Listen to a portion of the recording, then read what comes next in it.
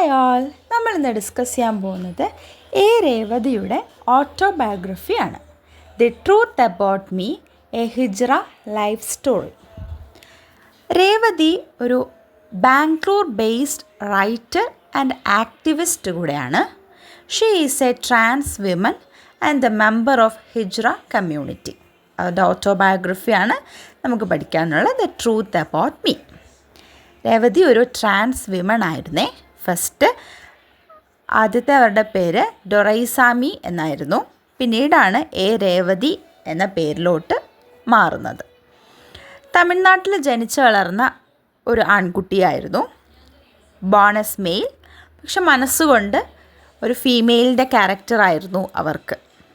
അപ്പോൾ സ്കൂളിലെ ഫ്രണ്ട്സൊക്കെ ഫീമെയിലായിരുന്നു. വീട്ടിൽ ഹൗസ് ഹോൾഡ് വർക്ക്സിലായിരുന്നു കൂടുതൽ എൻഗേജ് ചെയ്യാൻ ഇഷ്ടം. അങ്ങനെ കൂടുതലും പെൺകുട്ടികളുടെ രീതിയിലോട്ട് ഫുള്ളായിട്ട് മാറിക്കഴിഞ്ഞു. അപ്പോൾ ഇവർക്ക് മനസ്സിലായി നാട്ടിലും വീട്ടിലും ഒന്നും ഈ ഒരു കാര്യം പറഞ്ഞാൽ അക്സെപ്റ്റ് ചെയ്യത്തില്ല, അവർക്കൊന്നും മനസ്സിലാക്കാനായിട്ടൊന്നും പറ്റത്തില്ല. അങ്ങനെ ഹിജ്റ കമ്മ്യൂണിറ്റിയിലേക്ക് പോവുകയാണ് ചെയ്യുന്നത്. അങ്ങനെ ആദ്യം ഇവർ ഡൽഹിയിലോട്ട് പോകുന്നു. അപ്പോൾ തമിഴ്നാട്ടിൽ നിന്നും ഡൽഹിയിലേക്ക് ഒറ്റയ്ക്കൊരു ട്രെയിൻ യാത്ര, ഒരു അനദർ വേൾഡിലോട്ട് തന്നെ പോകുന്ന പോലെയാണ് രേവതിക്ക് തോന്നിയത്. അവിടെ ഡൽഹിയിൽ വെച്ച് അവരൊരു ഗ്രൂപ്പ് ഓഫ് ഹിജ്റ കമ്മ്യൂണിറ്റിയെ കാണുന്നു. അതിലൊരു ഗുരുവുണ്ട്. ഗുരുവിനെ പോയി മീറ്റ് ചെയ്ത് അവരുടെ കാര്യങ്ങളൊക്കെ പറഞ്ഞു. ഫീമെയിൽ ആയിട്ടൊരു ഇതാണ് ഉള്ളത്, മെയിലായിട്ടാണ് എക്സിസ്റ്റ് ആവുന്നതെങ്കിൽ പോലും ഫീമെയിലായിട്ട് ഇതാണ് കാര്യങ്ങളൊക്കെ പറഞ്ഞു. അപ്പോൾ ഗുരു പറഞ്ഞു, നിനക്ക് കംപ്ലീറ്റ് ആയിട്ടൊരു വിമൺ ആവണമെങ്കിൽ എന്തോ ചെയ്യണം, ജെൻഡർ സർജറി ആവശ്യമാണ്. ജെൻഡർ സർജറി 2 വേസിലൂടെ നമുക്ക് അക്വയർ ചെയ്യാൻ പറ്റും. ഒന്നാമത്തത് പെയിൻഫുൾ ആയിട്ടൊരു മെത്തേഡും, രണ്ടും പെയിൻഫുള്ളാണ്, എന്നാൽ ഫസ്റ്റത്തത് അതികാഠിന്യമായ ഒരു പെയിൻഫുൾ മെത്തേഡും, 2 ക്ലിനിക്കൽ സർജറിയുമാണെന്ന് പറയുന്നു. അപ്പോൾ ഫസ്റ്റ് മെത്തേഡ് സ്വീകരിച്ചു കഴിഞ്ഞാൽ അവരുടെ കമ്മ്യൂണിറ്റിയിൽ നല്ലൊരു ഹൈ പൊസിഷൻ, ഭയങ്കരമായ ഒരു വില തന്നെ കിട്ടും. അതിലൂടെ അത് സ്വീകരിച്ച് വന്നതല്ലേ എന്ന് പറഞ്ഞ് നല്ലൊരു ഇത് തന്നെ കിട്ടും. പെയിൻഫുൾ ആണ്. പക്ഷേ ദൊറൈസ്വാമി സെലക്ട് ചെയ്യുന്ന സെക്കൻഡ് മെത്തേഡ് ക്ലിനിക്കൽ സർജറി മെത്തേഡാണ് സെലക്ട് ചെയ്യുന്നത്. പെയിൻഫുള്ളാണ്. അത് ആ പ്രോസസ്സിന് ശേഷം ഒരു കംപ്ലീറ്റ് ആയിട്ടൊരു വിമണായി മാറി. അങ്ങനെ ആ ഗുരു തന്നെയാണ് ഇവരുടെ പേര് ദൊറൈസ്വാമി എന്ന പേര് മാറ്റി എ രേവതി എന്ന് ഇട്ടുകൊടുക്കുന്നത്. അപ്പോൾ ഇവരെന്താ വിചാരിക്കുന്ന, ഒരു വിമണായി മാറിക്കഴിഞ്ഞ് കഴിഞ്ഞാൽ അവരുടെ ഡിഫിക്കൽട്ടീസ്, അവരുടെ സോറോസൊക്കെ മാറിക്കഴിഞ്ഞു ഒരു നല്ലൊരു ലൈഫ് ആയിരിക്കും എന്നാണ് വിചാരിക്കുന്നത്. പക്ഷെ അതങ്ങനെ ആയിരുന്നില്ല പിന്നീടുള്ളവരുടെ ലൈഫ്. അതെന്താ നോക്കാം. പഴയതുപോലുള്ള സഫറിങ്സ് ഉണ്ടാവില്ല എന്ന് വിചാരിച്ചു. സർജറി ഒക്കെ കഴിഞ്ഞു, ഒരു വിമണായി മാറി. പക്ഷേ അപ്പോഴും ആണുങ്ങൾ എന്ത് ചെയ്തു, ഇവരെ സെക്ഷുവലി എക്സ്പ്ലോയിറ്റ് ചെയ്യാൻ തുടങ്ങി. ട്രാൻസ് വിമൺ ആയതുകൊണ്ട് തന്നെ ഇവർക്ക് പ്രത്യേകിച്ച് ഇൻകം ഒന്നും കിട്ടുന്നില്ല, ഒരിടത്തൊന്നും ജോബൊന്നും കിട്ടുന്നില്ല. ഭയങ്കരമായ കഷ്ടത്തിലായി കാര്യങ്ങൾ. കല്യാണം കഴിക്കാൻ പറ്റത്തില്ല, അങ്ങനെയൊക്കെ. പക്ഷേ മണി അക്വയർ ചെയ്യാനായിട്ട് 3 ഓപ്ഷൻസ് ഉണ്ട് ഇവരുടെ മുന്നിൽ. ഒന്ന്, she could beg, she could bless, she could do sex work. ഈ 3 വഴികളിലൂടെ ഇവർക്ക് വേണമെങ്കിൽ പൈസ സമ്പാദിക്കാം. അങ്ങനെ ട്രാൻസ് വിമൺ ആയിട്ടുള്ള ലൈഫ് അത്ര ബ്യൂട്ടിഫുൾ ആയിരുന്നില്ല ഇവർക്ക്.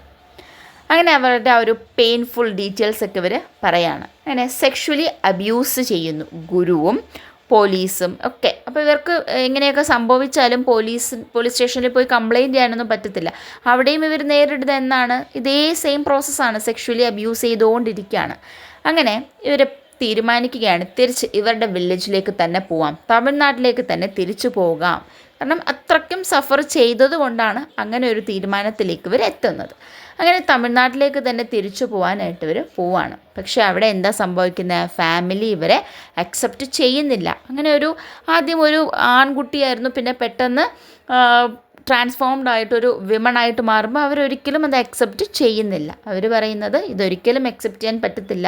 അതുമല്ല, ഡൊറൈസ്വാമി മരിച്ചുപോയി എന്നാണ് അവർ വില്ലേജിലുള്ള ബാക്കി ആൾക്കാരോട് പറഞ്ഞിട്ടുമുള്ളത്. അപ്പോൾ എന്താ ചെയ്യുക, ഇനി അവിടെ നിന്ന് തിരിച്ച് വേറെ സ്ഥലത്തേക്ക് പോവുക, അത്രയേ ഉള്ളൂ മാർഗം.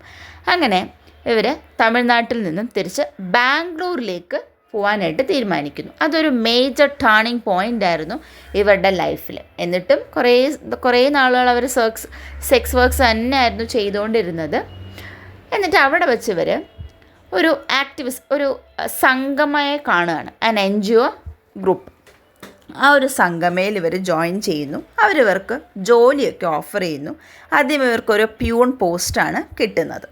പക്ഷേ അവരുടെ ഒരു ഡിറ്റർമിനേഷൻ, ഇൻ്റലിജൻസ് ഒക്കെ കൊണ്ട് നല്ല ഗ്രേറ്റ് റെസ്പോൺസിബിലിറ്റീസ് ആ ഒരു ഓർഗനൈസേഷനിൽ തന്നെ ഹൈ പൊസിഷനൊക്കെ ഇവർക്ക് അച്ചീവ് ചെയ്തെടുക്കാൻ പറ്റുന്നുണ്ട്. ഒരുപാട് മീറ്റിങ്സൊക്കെ അറ്റൻഡ് ചെയ്യുന്നു. അവർ ആ ഹിജ്റ കമ്മ്യൂണിറ്റിക്ക് വേണ്ടി ഒത്തിരി സംസാരിക്കുന്നു. അങ്ങനെ നന്നായിട്ട് ഇവരുടെ ലൈഫ് മുന്നോട്ട് പോയി. അവിടെ വെച്ച് ഇവർക്ക് ഒരു റിയലൈസേഷൻ ഉണ്ടാവുകയാണ്, ഹിജ്റാസും മറ്റു ആൾക്കാരെ പോലെ, മറ്റ് സിറ്റിസൺസിനെ പോലെ തന്നെ സെയിം ആണ്, അവരും ഡിസേർവ് ചെയ്യുന്നുണ്ട്.